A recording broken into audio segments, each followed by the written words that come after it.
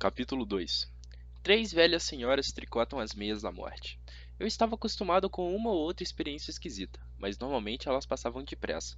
Aquela alucinação de 24 horas e 7 dias por semana era mais do que podia encarar. Durante o resto do ano escolar, o campus inteiro parecia estar me pregando algum tipo de peça. Os alunos agiam como se estivessem completamente convencidos de que a senhorita quer. Uma loira alegre que nunca tinha visto na vida até o momento que ela entrou no nosso ônibus no fim da excursão, era professora de iniciação à álgebra desde o Natal. De vez em quando eu soltava uma referência à senhorita Dodds para cima de alguém, só para ver se conseguia fazê-los titubear, mas eles me olhavam como se eu fosse louco. Acabei quase acreditando neles. A senhorita Dodds nunca tinha existido. Quase. Mas Grover não conseguiu me enganar.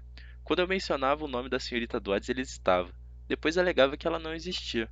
Mas eu sabia que ele estava mentindo. Alguma coisa estava acontecendo. Alguma coisa havia acontecido no museu.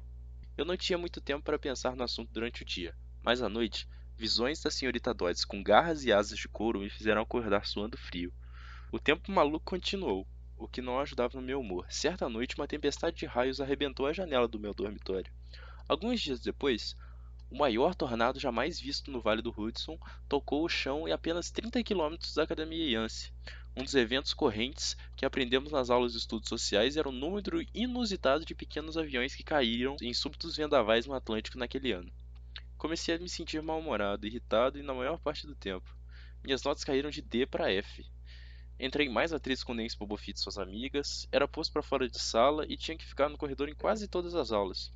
Finalmente, quando nosso professor de inglês, o Sr. Nicole, me perguntou pela milionésima vez por que eu tinha tanta preguiça para estudar para as provas de ortografia, eu explodi.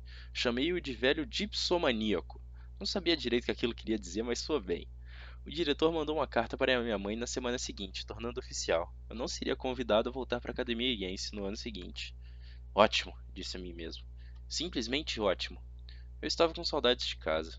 Queria ficar com a minha mãe no nosso pequeno apartamento no Upper East Side, mesmo que tivesse que frequentar uma escola pública e aturar meu padrasto detestável e seus jogos de pôquer estúpidos. E no entanto, havia coisas na Yance que eu sentiria falta. A vista da minha janela para os bosques, o rio Hudson à distância, o cheiro dos pinheiros. Sentira a falta de Grover, que tinha sido um bom amigo, mesmo com seu jeito meio estranho. Fiquei pensando em como ele iria sobreviver ao próximo ano sem mim. Também sentiria a falta das aulas de latim, os dias malucos de torneio do Sr. Brunner e sua confiança que eu poderia me sair bem. Quando a semana de exames foi se aproximando, latim era a única prova para a qual eu estudava. Não tinha me esquecido do que o Sr. Brunner falava sobre essa matéria ser questão de vida ou morte para mim. Não sabia muito bem o porquê, mas resolvi acreditar nele. Na noite anterior ao meu exame final, fiquei tão frustrado que joguei o guia Cambridge de mitologia grega do outro lado do dormitório.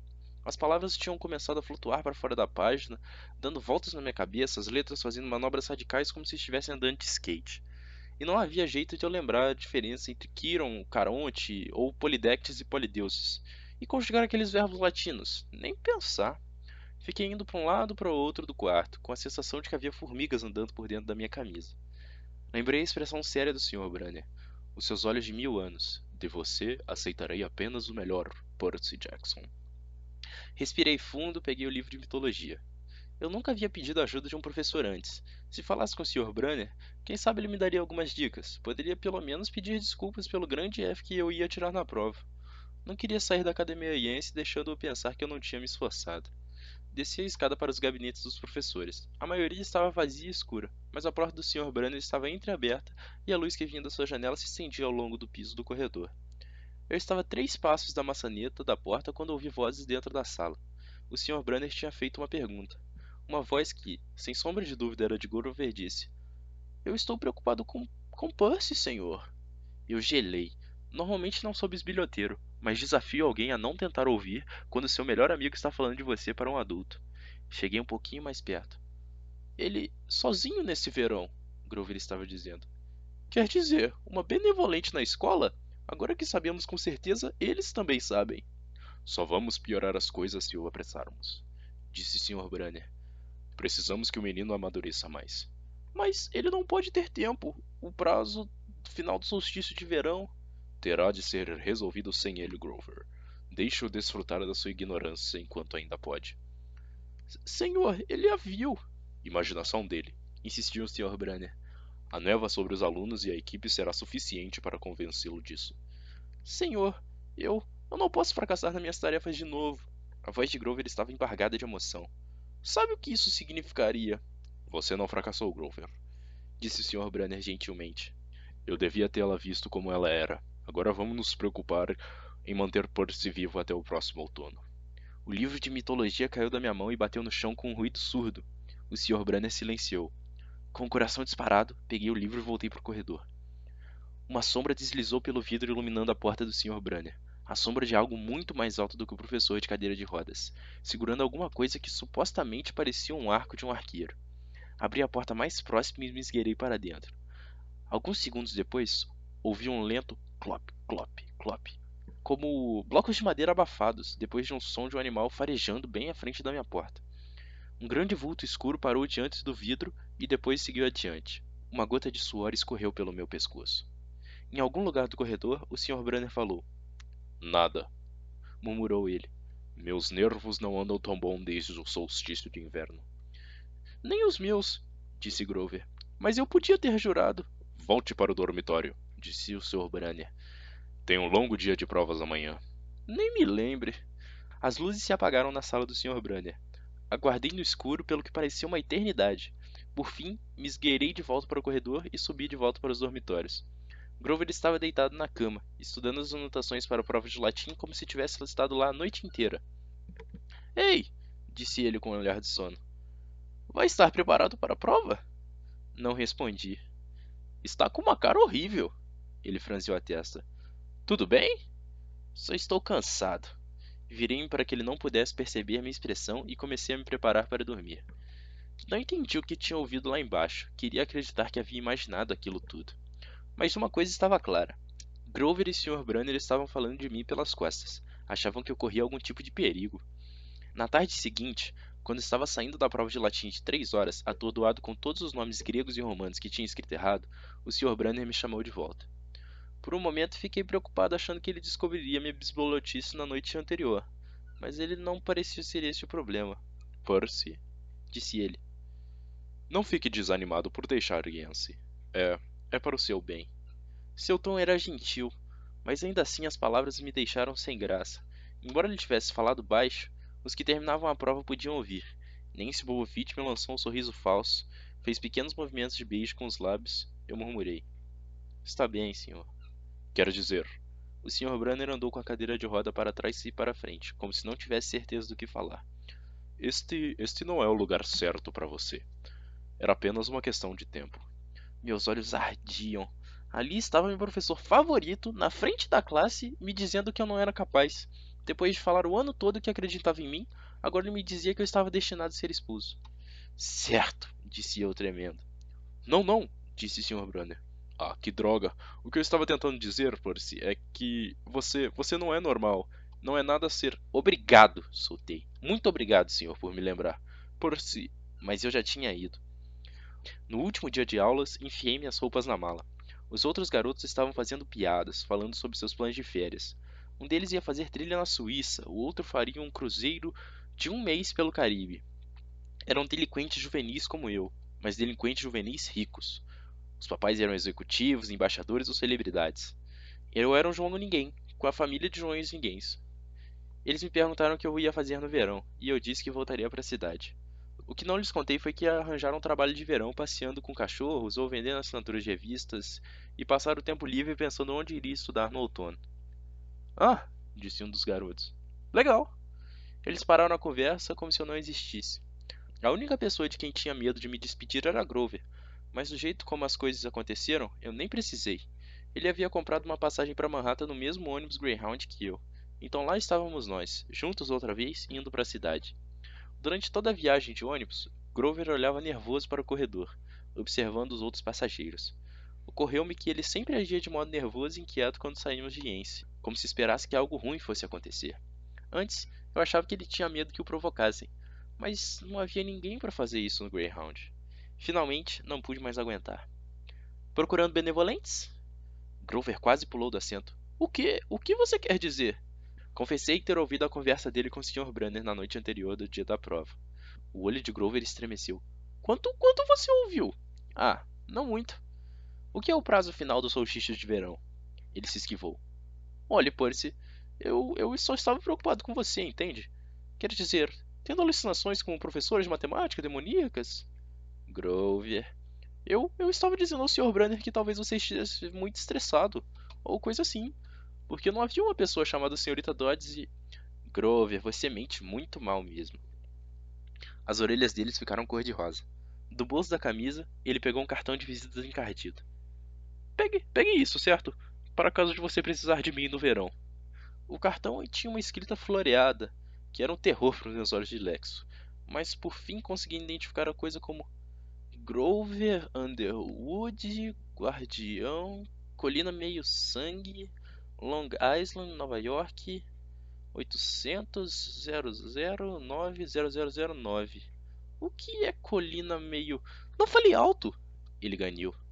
É meu endereço de verão. Meu coração desabou. Grover tinha uma casa de veraneio? Eu nunca imaginara que a família dele pudesse ser tão rica quanto os dos outros da Yancey. Certo, falei mal-humorado. Tá, se eu quiser fazer uma visita à sua mansão, ele assentiu. Ou se você precisar de mim. Por que eu iria precisar de você? Saiu mais rude do que eu pretendia. Grover ficou com a cara toda vermelha. Olhe, Percy, a verdade é que eu tenho de certo modo que proteger você. Olhei fixamente para ele. Durante o ano inteiro eu me meti em brigas para manter os valentões longe dele. Perdi o sono temendo que, sem mim, ele fosse apanhar no ano que vem, e ali estava Grover agindo como se ele fosse me defender. Grover, disse eu, do que exatamente você está me protegendo? Houve um tremendo barulho e algo sendo triturado embaixo dos nossos pés. Uma fumaça preta saiu do painel e o ônibus inteiro ficou tomado de um cheiro de ovo podre. O motorista praguejou e levou o Greyhound com dificuldade até o acostamento. Depois de alguns minutos fazendo alguns sons metálicos no compartimento do motor, o motorista anunciou que teríamos que descer. Grover e eu saímos em fila como todos os outros. Estávamos em um trecho de estrada rural, um lugar que a gente não notaria se não tivesse enguiçado lá. Do nosso lado da estrada não havia nada além de bordos e lixos jogados de carro que passavam. Do outro lado, depois de atravessar umas 4 pistas de asfalto que refletiram uma claridade trêmula com calor de tarde, havia uma banca de frutas como as de antigamente.